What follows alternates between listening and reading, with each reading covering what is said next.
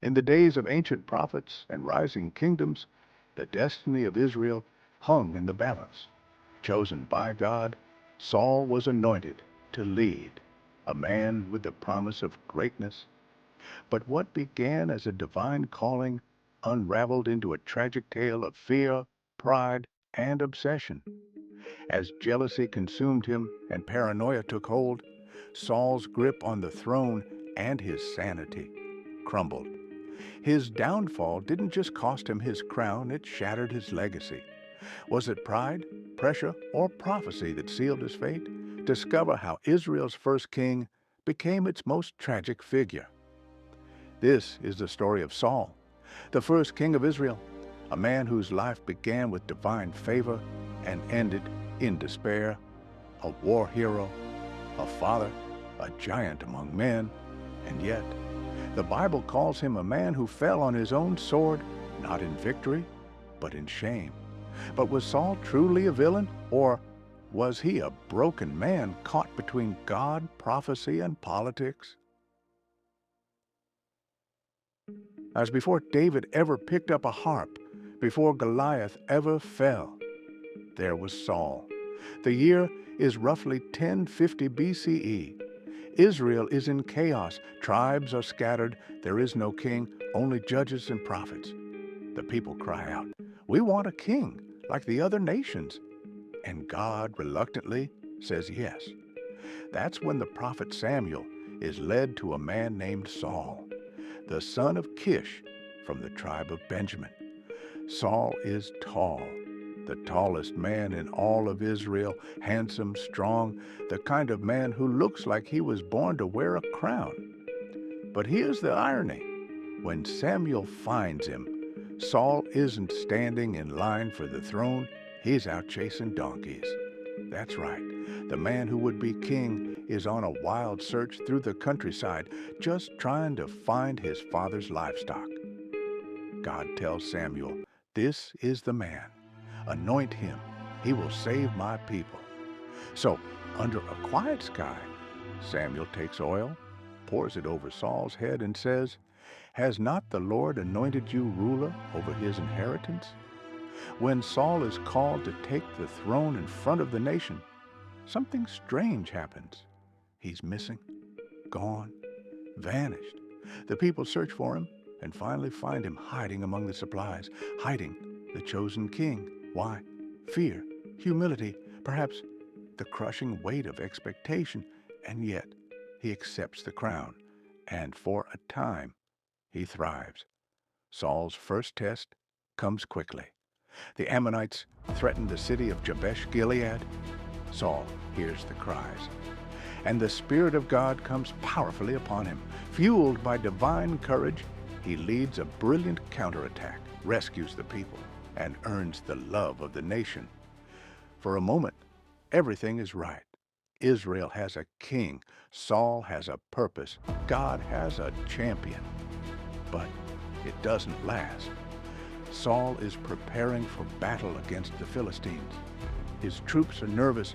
The enemy is closing in. Samuel the prophet is late, and the people begin to scatter. Saul, afraid of losing control, takes matters into his own hands. He performs the sacred sacrifice himself. It seems harmless, a king protecting his people. But in doing so, he violates a direct command from God. Moments later, Samuel arrives, and his voice cuts through the air like a sword. "You have done a foolish thing. Your kingdom will not endure." This is the beginning of Saul's unraveling. Not with a crime, not with betrayal, but with impatience, with fear. And then it gets worse. God commands Saul to destroy the Amalekites, a brutal enemy of Israel, not just the soldiers, but everything. Saul obeys partly. He spares the king. He keeps the livestock. Again, God speaks through Samuel. "Because you have rejected the word of the Lord, he has rejected you as king." And although Saul is still king, but he knows God has turned away. And then comes David, a shepherd, a musician, a warrior, a threat. Saul loves David at first. He brings him into his court. David plays the harp. When Saul's mind is troubled, he fights for Israel. He becomes a hero, and the people sing, Saul has slain his thousands, but David his tens of thousands. That one line, that one chant from the crowd, it lodges in Saul's heart like poison, jealousy, insecurity, paranoia. He begins to see David not as a son, but as a rival. And from this moment, Saul begins a slow descent into fear, obsession, and madness. Picture this: a king pacing in his chambers, a spear in hand, his mind racing.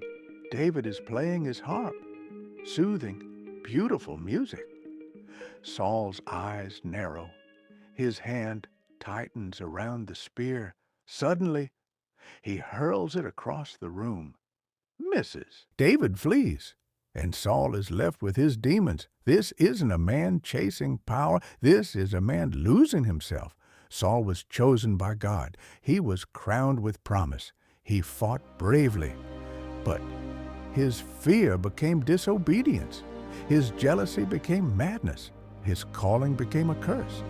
And now the king is spiraling. Previously, Saul was anointed by God, crowned as Israel's first king, strong, handsome, favored, but fear crept in, disobedience followed, and the crown began to crack. Now, the story shifts. A jealous heart, a haunted mind, and a prophecy that drives a king to madness. This is the unraveling of King Saul. David's star is rising. The boy who killed Goliath is now the darling of the nation. The people chant his name in the streets. Saul watches, listens, and trembles. He's still king, but David is becoming beloved. Saul tries to contain it. He gives David military promotions, marries him to his daughter Michal, keeps him close. But instead of loyalty, all Saul sees is danger. Imagine this: the king's chamber. Fire crackles in a corner. David plays music, soft, holy melodies meant to soothe Saul's torment.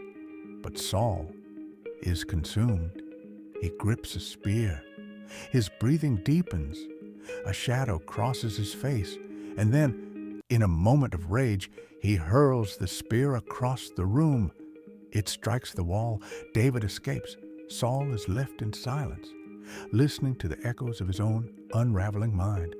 Saul has sons, and one of them, Jonathan, is David's closest friend.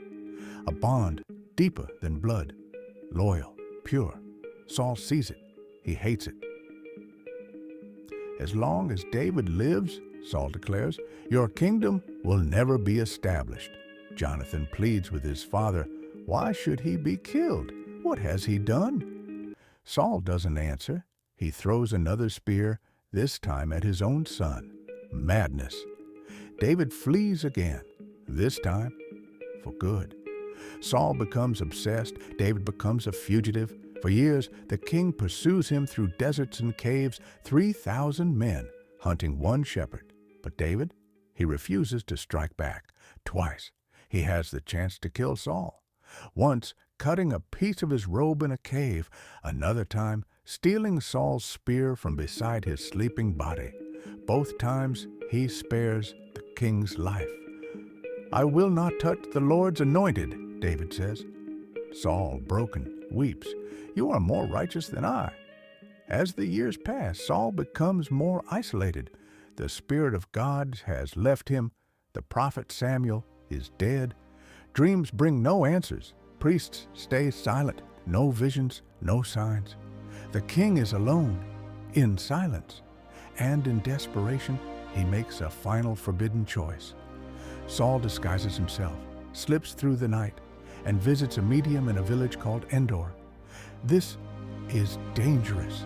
He had outlawed witchcraft, but now he seeks answers from the dead. He tells her, bring up Samuel. And to her horror, she does. A shadow rises, a prophet speaks, and Saul trembles. Why have you disturbed me? God has departed from you and has become your enemy. Tomorrow You and your sons will be with me." Saul collapses, terrified, drained. He has what he came for, and it is the very thing he feared was judgment. The next day, the Philistines attack. Saul marches out to meet them. His sons fight by his side. Jonathan, Abinadab, Malchishua, one by one, they fall. Saul is wounded, pierced by arrows. The army scatters, and the king knows it's over. Saul stumbles to a hilltop. He looks around. No prophet, no son, no voice of God. He turns to his armor-bearer. "Draw your sword and kill me, lest the Philistines come and abuse me." The young man refuses. So Saul falls on his own sword and dies alone. The man who once stood head and shoulders above the rest now lies face down in shame. News spreads fast. Israel's army flees. The Philistines find Saul's body and hang it on the walls of Beth-shan, a trophy, a warning, a shameful end. But even in death, Saul finds one final grace. Brave men from Jabesh Gilead, the very people Saul once saved, retrieve his body. They burn it with honor and mourn the fallen king. This is the tragedy of Saul. He was not a monster. He was not a tyrant. He was human, deeply insecure, gripped by fear, unwilling to wait. But beneath it all, a man who wanted to be faithful, who tried to please both God and man and failed at both. If this story moved you, if you see part of Saul's struggle in your own life, the desire to be chosen, the fear of losing control, the silence from heaven, then you're not alone. Saul's story is not just about power. It's about what happens when we lose our connection to purpose. Tap the like button if you stayed to the end. Leave a comment below. What would you have done in Saul's shoes? And subscribe, because in part 2, we'll explore David's rise, Saul's lasting legacy, and the deep, painful question, can a rejected king still be redeemed?